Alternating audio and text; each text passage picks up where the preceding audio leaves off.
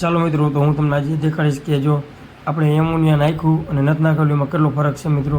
તો ખાસ કરીને એમોનિયા અને સાફ પાવડર આપણે આ પાડામાં નથી નાખેલો અને આ પણ એક જ ઈજ બિયારણ છે અને હું તમને પાછળ દેખાડું છું એમાં પણ ઈજ બિયારણ છે મિત્રો ખાસ કરીને. અને પાણી પણ એક જ સરખું ભરાય છે અને પડા પણ એક જ મેલી જમીન છે, ખાલી પડા અલગ અલગ છે મિત્રો. તો ખાસ કરીને તમે જોઈ શકો છો કે પાંદ એકદમ રાતા લાલ થઈ અને ખરી ગયા છે મિત્રો ખાસ કરીને. અને આપણે એમોનિયાની ટ્રીટમેન્ટ કરેલી છે એ પણ આમાં હું તમને આગળ દેખાડું છું કે એમાં કેવું રિઝલ્ટ છે. એકદમ લીલો કંચન જેવો કપાસ છે મિત્રો. અને આમાં તમે જોઈ શકો છો કે રાતા પાન થઈ અને બધા ખરી ગયા છે, માલ ફાલે ખરી ગયેલો છે ખાસ કરીને. અને એમોનિયાની ટ્રીટમેન્ટ કરેલી છે આપણે.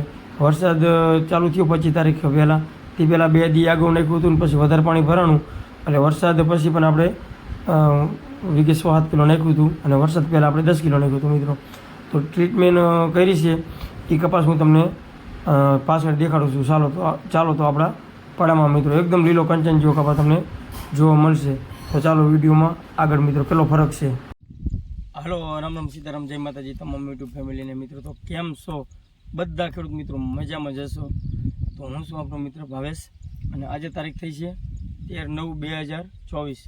તો મિત્રો ખાસ કરીને આજે આપણે વિડીયોમાં શું વાત કરશું એ હું તમને પહેલાં જણાવી દઉં જે ટાઇટલમાં જ.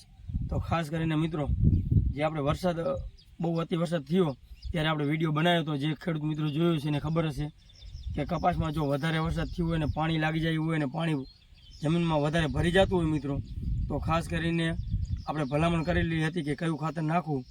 તો એની પણ આપણે વિડીયો બનાવેલો છે. આગળ બાજુની સ્ક્રીનમાં આપણે વિડીયો પૂરો થાય છે એટલે તમને જોવા મળશે કે કયા ખાતરની ભલામણ કરેલી હતી મિત્રો.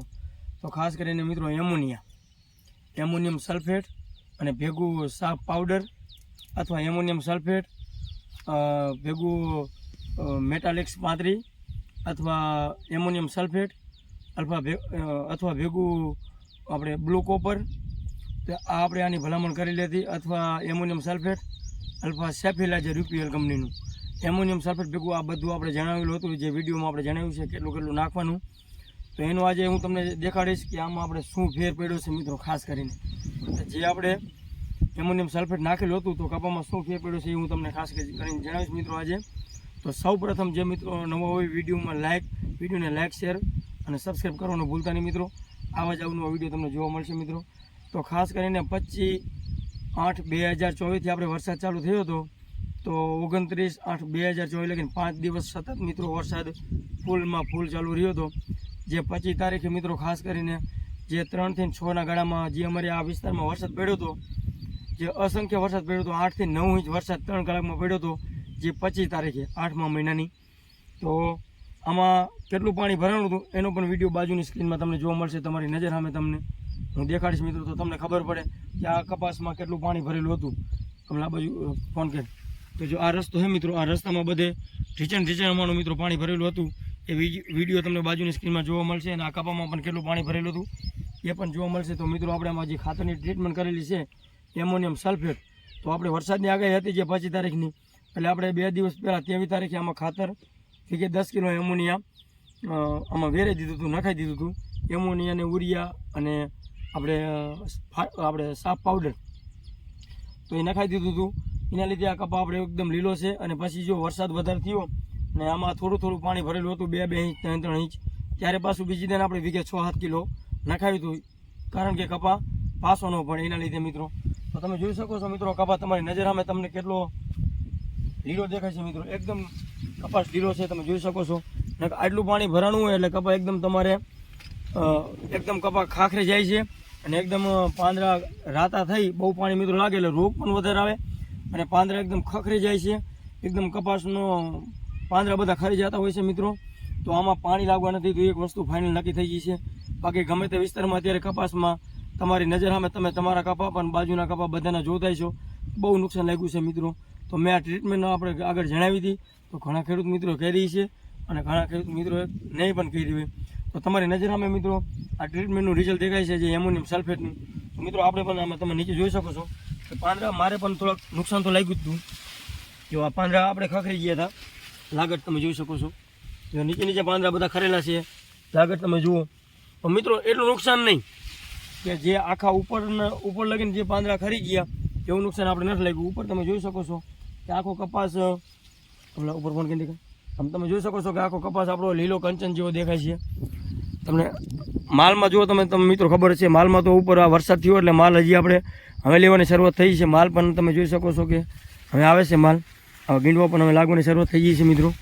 પણ અત્યાર લગીનમાં તમે જોશો કપાસ લીલો હોય તો કંઈક થશે મિત્રો, બાકી પાંદડા ખરી ગયા હોય તો એને રિકવરી લાવવા માટે મિત્રો અમે ખર્ચો થોડોક વધારે થઈ જતો હોય છે.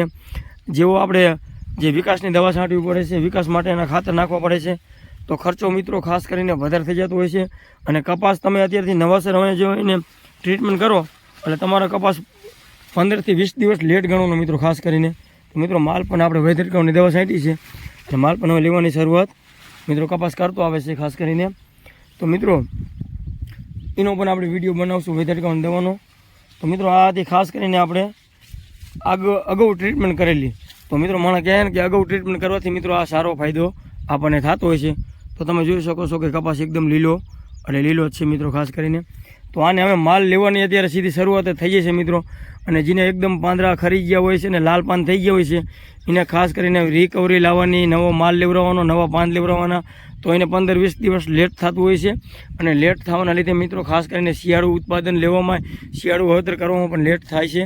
તો મિત્રો અગાઉની ટ્રીટમેન્ટ મેં તમને આગળ જણાવી હતી એ રીતની આપણે ટ્રીટમેન્ટ કરેલી છે. તમે જોઈ શકો છો કે માલ હવે આ સીધો માલ લેવા જ મન છે કપાસ. તમે જોઈ શકો છો કે સાપા પણ આવા માંડ્યા છે મિત્રો. તો બસ આ વિડીયોમાં એટલું જ. અને વિડીયો કેવો લાગ્યો કોમેન્ટમાં જરૂર જણાવજો. જો મિત્રો નવા હોય તો તમારે આવા જ અવનવા વિડીયો અમારા ચેનલમાં તમારે માણવા હોય તો સાચી અને સચોટ માહિતી મિત્રો તમને મળશે. આમાં કોઈ ખોટી માહિતી નહીં મળે, કારણ કે હું પણ એક ખેડૂત છું મિત્રો. તો આમાં ખાસ કરીને જે આપણી ચેનલમાં તમને માહિતી મળશે એ સાચી જ મળશે. જે આપણી પાસે નોલેજ છે એ જ માહિતી ખાસ કરીને મિત્રો મળશે. તો બસ આજે વિડીયોમાં એટલું ને. વિડીયો જોવા બદલ તમામ ખેડૂત મિત્રોનો ખૂબ ખૂબ મિત્રો આભાર. તો થેન્ક યુ મિત્રો.